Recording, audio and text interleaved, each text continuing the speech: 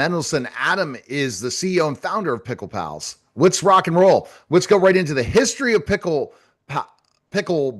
And I'm telling you, I don't know how it exploded, but it's been around forever. And not and the last, but it's only grown in the last couple of years. But tell us.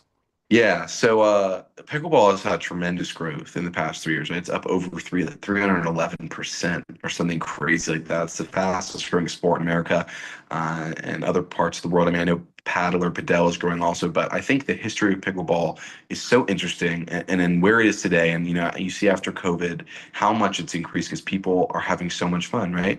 I mean, this sport was created, I think, in 1965 in I think it was Bainbridge, Washington. I know the story of there's three dads and they were playing pickle. It wasn't called pickleball then, but they were playing they created it in their backyard. That's the funniest thing about pickleball is it wasn't made at some crazy convention or like you hear other sports. It's made in a backyard.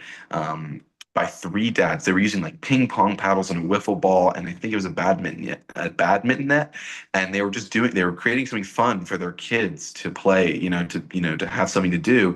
And that is where I'm pretty sure the first documented pickleball game happened was in Washington State. And yeah, I just think that history is so interesting to see where it is now. I wonder, what they'd be thinking or what they are thinking about what they've created.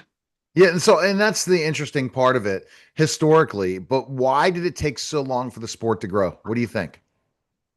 I think the world tends to, everything comes in trends and in waves. And I think until people find something or until a celebrity says something's fun, it takes other people time to also agree with that, right? You saw after COVID, people were just getting back into sports. They were finding new hobbies. Everybody was trying new things out. And pickleball was just one of those things that people really loved. I think, before COVID, people, were playing sports, basketball, and pickleball is still growing. But I'm saying, you see that in the past recent years, celebrities and people are bringing into it, and right, they're building courts across the whole world now.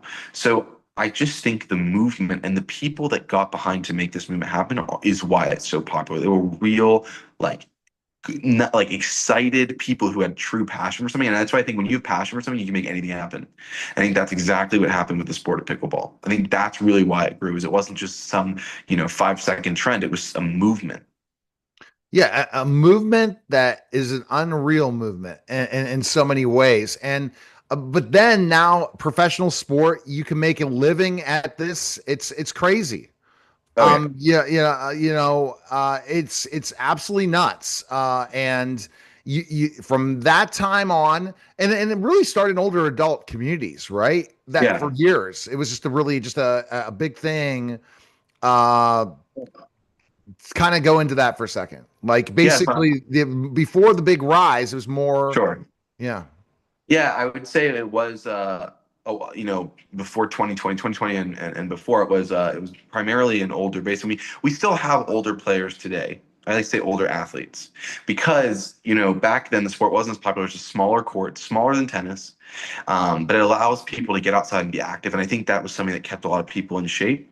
But again, rising from a few million players to over 20 something million players in 3 years, 4 years, that is insane growth. And I think the thing that's fun is, kids nowadays tend to not have the longest attention span.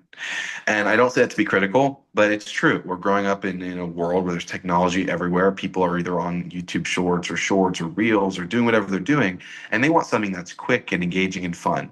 Now, while some kids like to watch sports, I think a sport where you have a lot of agility and you're moving around a lot and you get to be outside and be active and in the sun and be with your friends. That's the biggest thing is being with friends and being quick. I think that is why it has shifted to the younger demographic. And people have realized that, right? The colleges are exploding. Pickleball clubs are exploding across, everywhere. They're actually just signed their first national team, their first varsity team. It might have been Drury. I could be wrong. I could be wrong on the university, so don't quote me on that. But I just remember reading from Duper. They have their first varsity sport, and it's not even in the Olympics yet. I can't wait for it to be in the Olympics. Isn't that crazy? We have breakdancing in the Olympics, but pickleball is not there yet. So yeah, we'll you're see gonna what make it happens. happen, Adam. As you'll be in the I hope so. ambassador, right? Pickle Pals will be the sponsor of the United States pickleball team. All right, best place people can go. This was a quick one, but this is one we got to think. And we're going to dive deeper into the history. Trust me, but where Of can we go? course. We can go to picklepals.net. That's our website. We're going to have all of our sponsors, all of our partnerships, everything there in our support email. If people have questions, concerns, comments, or anything to say at all, please send it over because the more feedback, the better. And then if you want to check out our social media, we are on Facebook, Instagram, LinkedIn, and X. We are at Pickle Pals app on Instagram and Facebook. That's where we do most of our posting.